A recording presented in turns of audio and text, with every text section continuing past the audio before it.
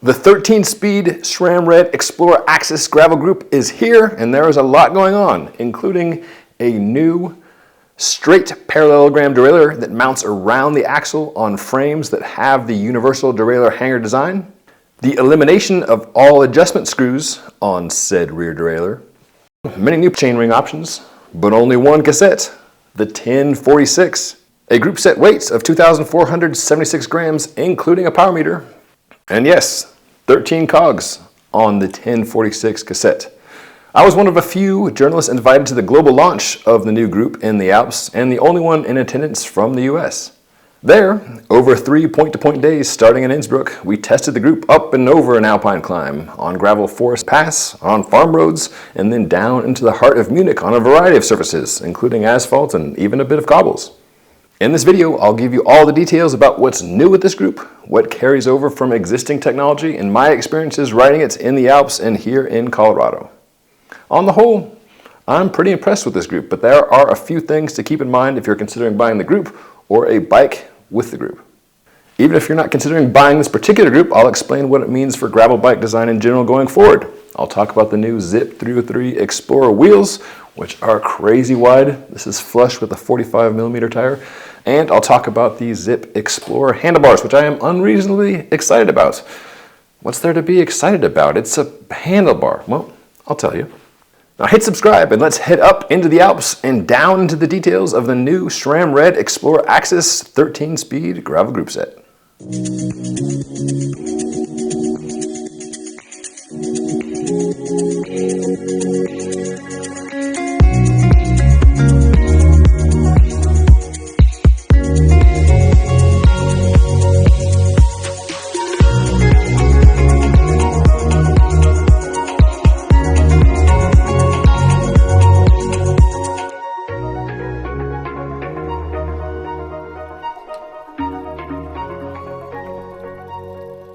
This video is brought to you by the 2024 USA Cycling Gravel National Championships.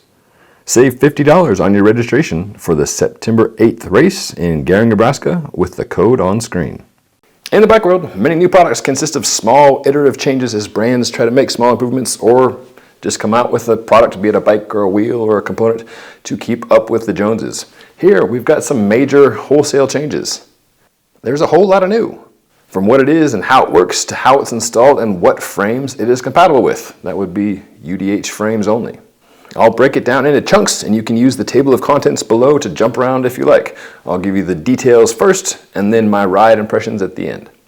After the launch, I borrowed this Specialized Crux to ride the group more here in Colorado, and I've also been testing it on another upcoming bike that I can't tell you about yet.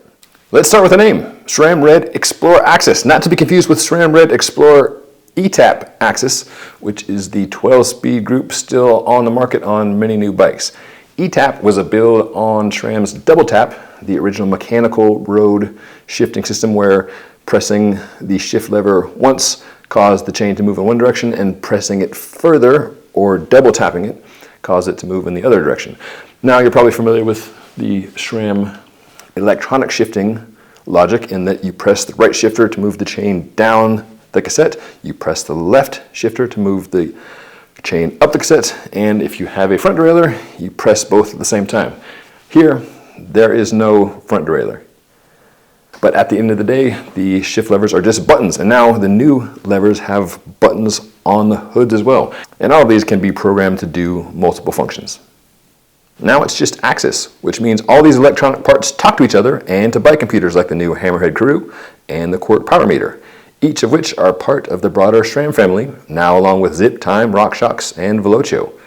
Velocio bibs do not yet speak to the electronic parts, but who knows what the future holds. But back to SRAM. Red denotes the top of the line product, followed by Force, Rival, and Apex.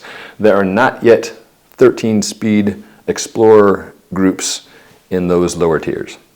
So that's the name, SRAM Red XPLR AXS. Now let's go through the group piece by piece, starting with the big news, the rear derailleur, or I should say the derailleur, as there's no front derailleur in this group. SRAM's competitor Shimano recently launched an electronic gravel group with a front derailleur, GRX Di2. There's no one-by version there. I suspect that is coming, as I suspect down the road eventually you'll see force rival and apex in this design. But for now, it's only red and it's a 1x. The derailleur is a new level of set it and forget it. Once mounted, there are no adjustments to be made, no cables to stretch, no derailleur hangers to bend and have to be reset or replaced. You just have to remember to recharge the battery. This is quite similar to the Eagle transmission mountain bike design that SRAM has, but mountain bike is 12-speed and the two designs are not interchangeable. Unlike a traditional derailleur that mounts to a derailleur hanger, and then you set the adjustment limits for how far it moves outboard, inboard, and then the particular angle. Here, there is none of that. It mounts to the frame at the UDH dropout, effectively mounting around the rear axle. SRAM calls this design full mount. With this design, SRAM controls where in space the derailleur sits in relation to the cassette, which is how they're able to eliminate those adjustment screws. 3 key points here. 1, chain length is critical, both for effectively tuning the derailleur and for ensuring smooth shifting. SRAM has a chart for exactly how many links your chain should have based on the size of your chainring. 2, installation of this is completely different than a traditional derailleur. You can watch SRAM's video about that above. I'll also put a link in the description below if you want to watch it later. I'm guessing most of you, if you buy this group, will buy it through a shop which will do the installation, or you'll buy it on a complete bike. But still, it's interesting, I think, to see how this goes on. And third, perhaps the critical bit for all of you to pay attention to is that this system means you can only use a single cassette, this 1046. Aside from 12 and 13 speed and different size cassettes, there are other differences between the XPLR AXS derailleur and the Eagle transmission derailleur. For one, the shifting speed is much faster. With mountain bike, SRAM engineers prioritize shifting under torque, and with the XPLR AXS, they prioritize shifting speed. James Huang called the transmission shifting glacially slow, which, in this day and age, glaciers are melting pretty fast, so maybe that's not slow, but let me just demonstrate how this shifts in 2 modes. 1, by holding down the paddle as it shifts all the way across, and then 2, by rapidly pressing the shifter. You'll notice that when holding down the paddle, it goes up the cassette faster than it goes down, but when doing the rapid fire, it moves very quickly in both directions. Check it out.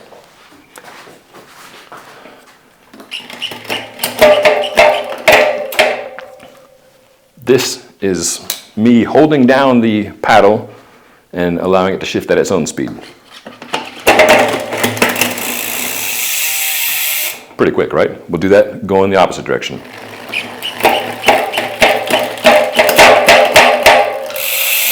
A little bit slower. Now we'll do it with rapid fire pressing of the lever.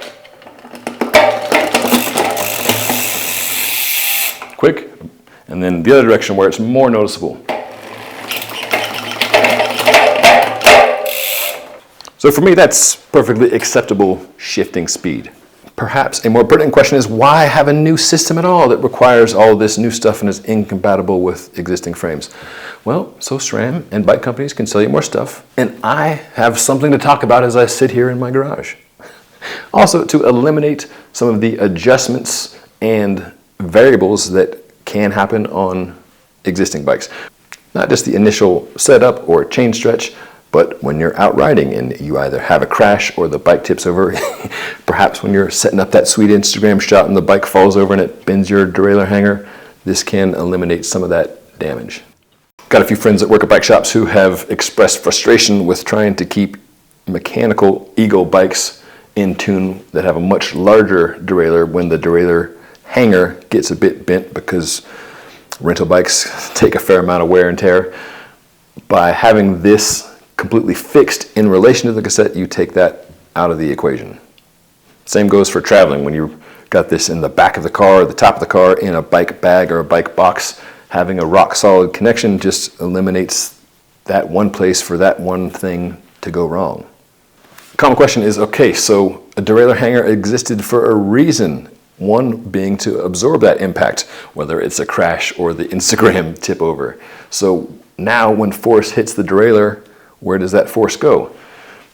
Mostly into the frame, much like when you have a rock strike on the crank. There's nothing in between the crank and the frame, it just goes into the frame. Another thing is that the derailleur can move backwards when it takes a hit. Let me shift up a little bit here. The derailleur still has the same button, it just looks different than existing AXS components. Press it twice, it shifts up. Press it once, shifts down. The cage has the cage lock on it. Pull the cage down, depress the button. Don't put your fingers in here. This can help with wheel removal, installation, or addressing your chain. And then to reset it, you simply push the cage forward until it clicks, and then let it loose. Again, this only works, this only can be installed on UDH frames. This is a wholesale change, much like going from rim brakes to disc brakes, and that's not only a change of the drivetrain, it requires a change in the frame itself. We're already seeing many frames with UDH, and it's important to note that UDH can work with traditional drivetrains. That's what we've seen in the market so far this year. I've got a number of test bikes here, a Haro, a Rocky Mountain, a Rebel, all of which have the Universal Derailleur Hanger and are using standard derailleurs. So UDH frames can work with both systems, but this new system can only work with UDH. Make sense? The derailleur uses the same AXS battery, it just mounts differently. It uses the same button for shifting here in the stand pairing. It has the same indicator light for indicating battery and pairing. And then the last piece, there is the magic wheel.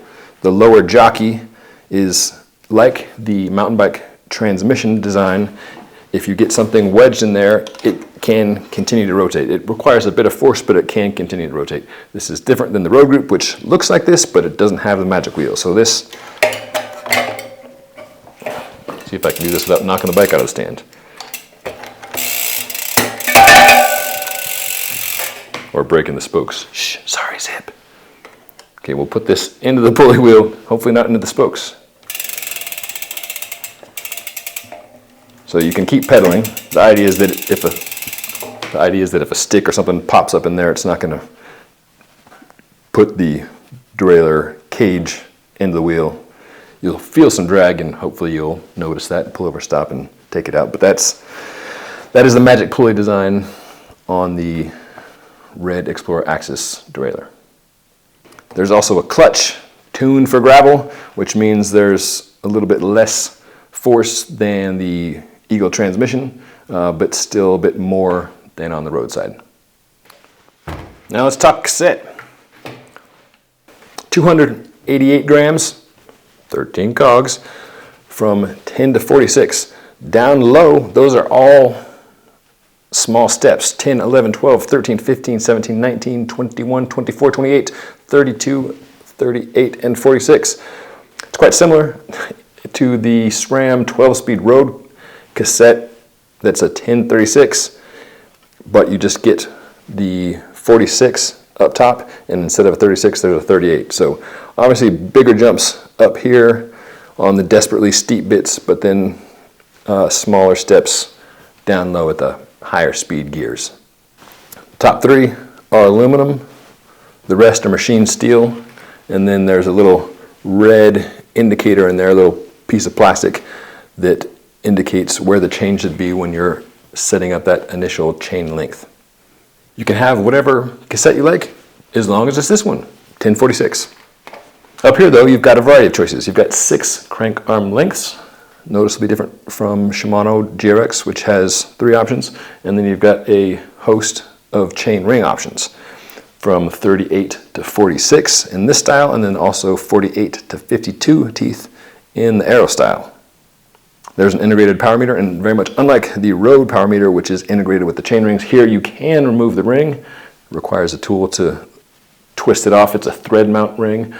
Similar style to the SRAM mountain bike design, but they're not compatible. There's a different offset. All that to say, you can change chain rings if you like. You just need to change the chain with it, because as mentioned earlier, that is vital to the smooth shifting at the rear. New shifters, or relatively new shifters. These were introduced with the latest 12-speed road group. There is a lot more room for your fingers behind the lever. It's a new lever shape.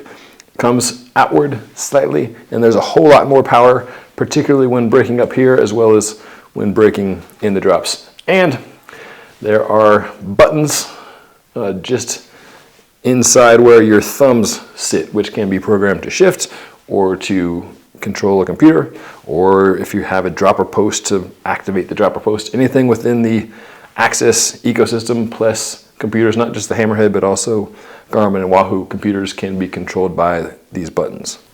There's also reach adjust. If you have smaller hands, you want to bring the levers in closer.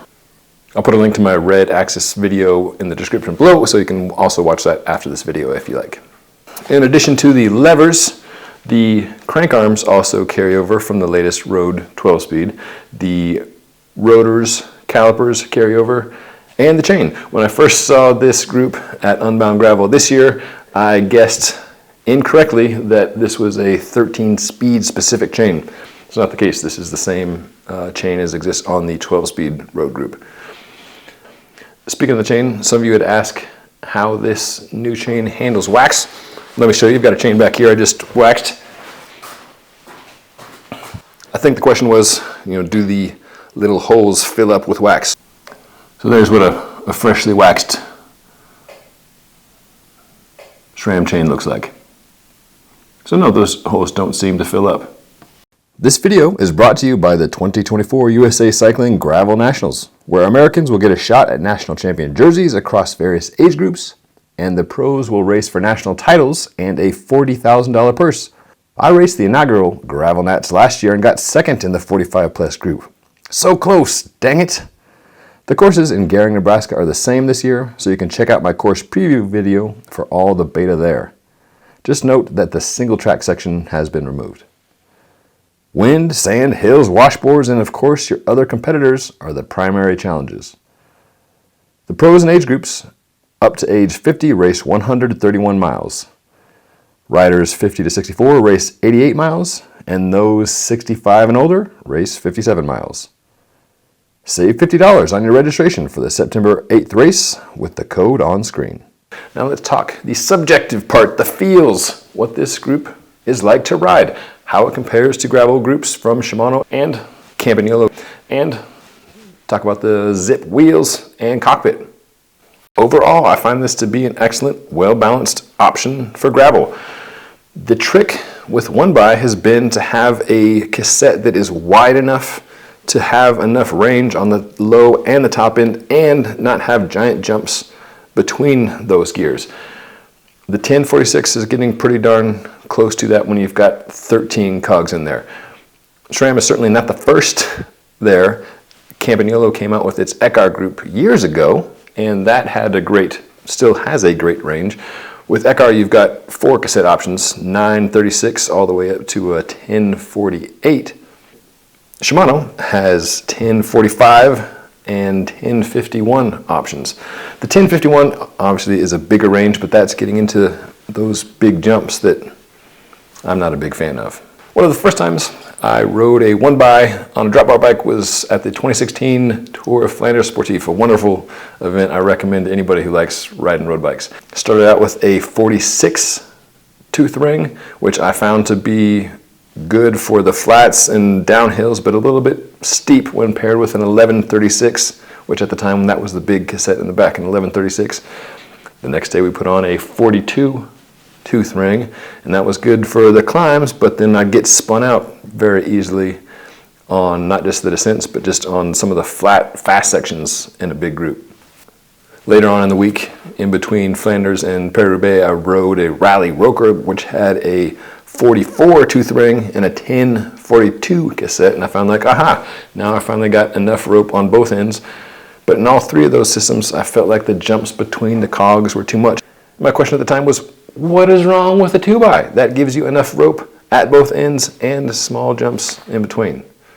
So now with having a bigger cassette and more steps and thus smaller steps in between, we're getting a lot closer. One thing I did appreciate back then was having a taut chain that noticeably reduced chain slap. And yeah, Tour of Flanders isn't gravel, but there's similarities. There's some rough bits, there's some bumpy bits, flat roads, big group, fast sections. And there's just that variety of terrain and gradient where you want to have the right gear at the right time.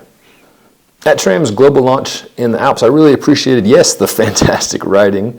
It's a gorgeous place to ride a bike, but I also enjoyed riding with the product team and the engineers, talking with them about not only what they think is ideal for gravel riding, but also what their customers, the bike companies, think about the same thing.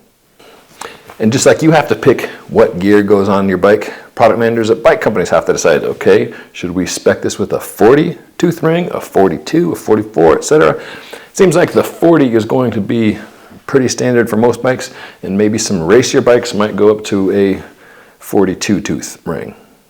As always, where you ride and how you like to ride determines what good is, whether that's gearing or tire width or tire tread. So let me tell you about the riding in Austria and Germany where this launch took place, and which was a great sampling of terrain and scenery.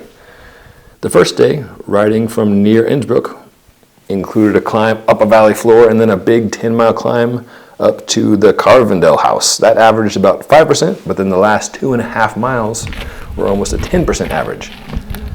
There, I definitely appreciated having the 40 tooth with a bottom 46 tooth gear.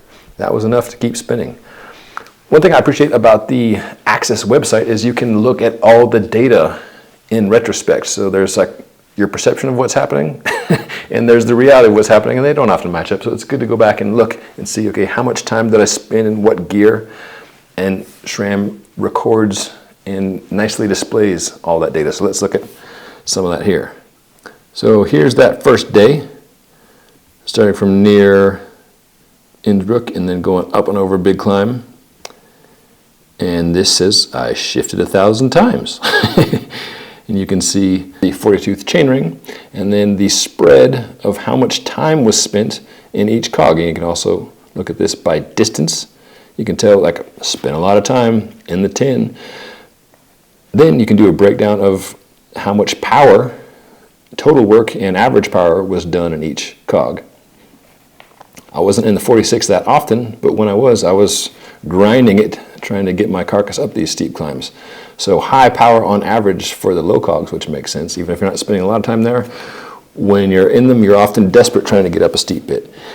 The average power in the 10 was very low because there's a lot of zeros. There's a lot of coasting where I'd, like, pedal as fast as I could in that big gear and then coast. So if you look at total work, again, a lot of that was in the climbing gears. The next day started with a long descent and then some rolling terrain. Spent a lot of time coasting in that 40-10.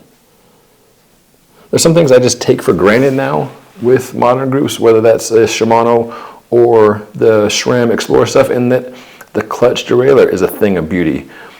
Nary a chain drop, and also minimal. I don't want to say it completely removes chain slap, but it definitely reduces it greatly compared to the first drivetrains we had on gravel bikes where there was no clutch. I remember doing a ride across Utah where at the end of the day I always checked my sock cuff because the chain was banging around so much the inside of my ankle was almost always greasy at the end of the day.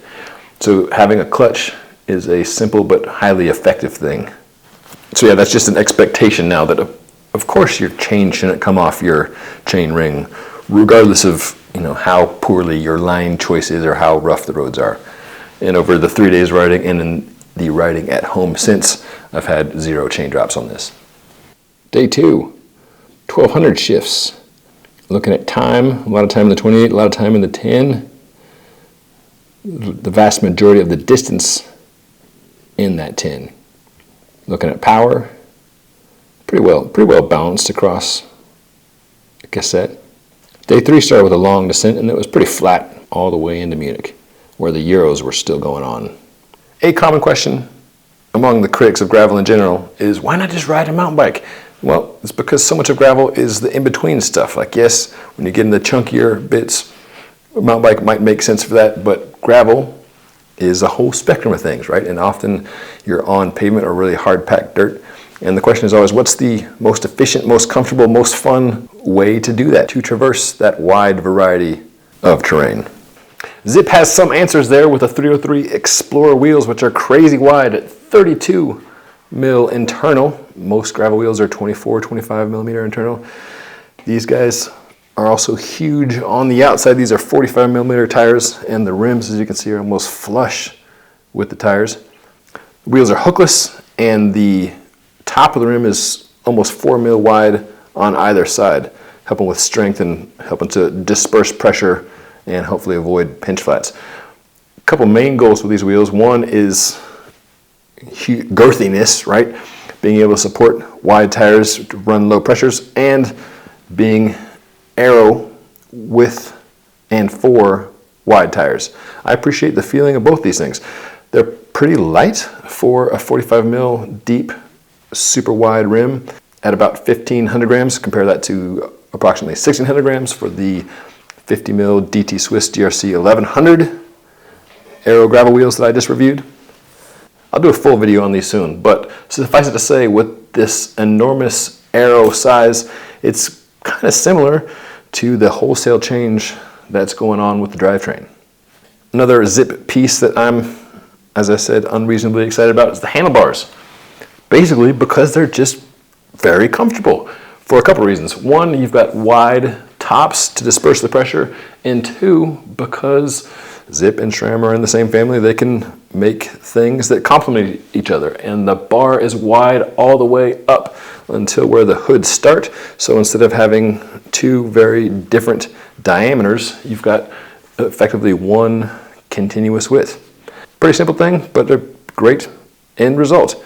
These guys run from 40 to 48 centimeters, have a bit of flare. There's a shallow, but not excessively shallow drop.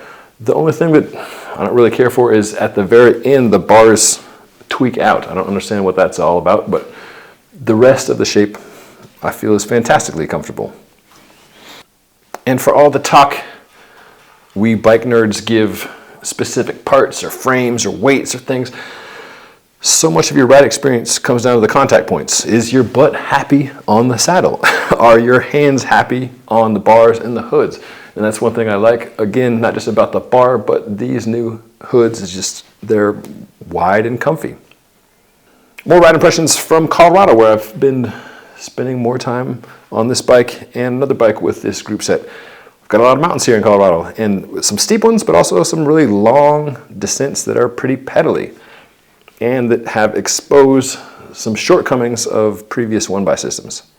Last weekend I did a Fast Cat coaching ride, trying to simulate the upcoming Steamboat Gravel. We did 80 miles and about 8,000 feet of climbing or so, including up the horrible, horrible Lick Skillet Road, which we believe here is the steepest county road in the United States. It's terrible. I hate riding it both up and down. I picked this bike because it has a 40 and not the other bike off camera, which has the same cassette and a 42, just because that road averages about 14% for a mile, and there are kicks, especially towards the top, where it's well over 20%. There, I was basically close to threshold the whole time at like 70 RPM, bottomed out in this low gear. Other parts were doing long descents on pedally pavement, and I was checking the cadence and speed correlation for the 40-10 at 32 miles an hour. It's about 100 RPM, which is sustainable for a little bit, but you know, I don't want to be doing 100 RPM for very long. Did a few miles at that speed, and I also noticed at the time, hey, my computer had been paused, which underscores a potential issue with the placement of the thumb buttons. Is that while they're super convenient, you can, or at least I did, accidentally press these. There are two different presses, a short press and a long press, and that can correspond with not just the drivetrain, but the computer. And I had the long press evidently set up to press play and pause on the Karoo, and I had evidently, while holding the position, I had pressed pause miles before. So, alas, I lost a few miles of the ride. Just something to be aware of, that these are super easy to press intentionally and can be easy to press unintentionally. At least for me, that's my thumb knuckle is right where that button is. In any event, a 4010 here in the Rockies is a guy who weighs 185 pounds and likes to not just go up hills, but go down hills. That's not quite enough. So if this were my bike, I would put on at least a 42, maybe 44. The 1046 is the only choice. And then I would just avoid stupid steep climbs like Lick Skillet. Reliable performance is something that I expect and almost take for granted with these high-end groups. Shift speed is very good, as I mentioned. Chain drops, nary a 1. The quark power meter is an excellent meter and a definite point of differentiation from Shimano and Campanile, neither of which have a power meter. So this is just a nice visually clean integration, a good functionally clean integration, and the thing works really well. Maybe if you're trying to pick nits, you could say that the left-right data is not actual separate left and right measurement. It's just a calculation, chopping your pedal stroke in half. But for me, I'm not too fussy about left-right. It's all about the total power. And just for a lot of folks, having power that's just built in, that you don't have to buy a separate thing or bolt on something else or use power meter pedals, this system is a plus. I have not, knock on wood, experimented with the durability of this in crash situations or even in the Instagram photo tip over situations. You've probably seen videos of people standing on the thing showing how strong the connection is here. I love the shape, as I mentioned, of the hoods. The braking is vastly improved over past generations of SRAM brakes, and just the general fit and feel I think is super positive. Battery placement seems like a more secure place. I love how quickly these guys charge. I just got the new 4-way charger. That's a plus, maybe not necessary if you just have a single battery, but the speed of that charger is pretty cool. Things to watch out for, 2 main things. 1, backwards compatibility isn't a thing, and 2, gear choice needs to be matched to your style of riding and where you live. On the compatibility, again, in order to mount this on a bike, the bike has to have the UDH style rear dropout. Unless you bought a bike in the last few months, chances are that's not the case. However, going forwards, any bike that has the UDH isn't just limited to this style derailleur, the full mount derailleur. You can also use a normal derailleur. Number 2, the 1046 means choose your chainring wisely to match your style of riding, terrain, and perhaps fitness. I'm guessing this 40 will be pretty common across the board, and that's probably a good thing for most folks, even if you live in a place where there are steep descents, because you'll be coasting, but just something to be mindful of. And yes, 2x still exist. They're fewer and farther between these days, but Shimano has the GRX in both mechanical and Di2 with the 2x, and that has both a broader range and still small steps in between the jumps. Downsides, doesn't look as cool.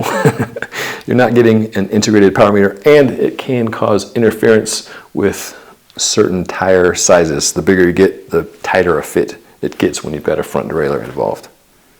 SRAM is making a big impact with this new XPLR AXS group, not just for the group's technology itself, but how SRAM is affecting gravel bikes worldwide in terms of their design, incorporating this Universal Derailleur Hanger.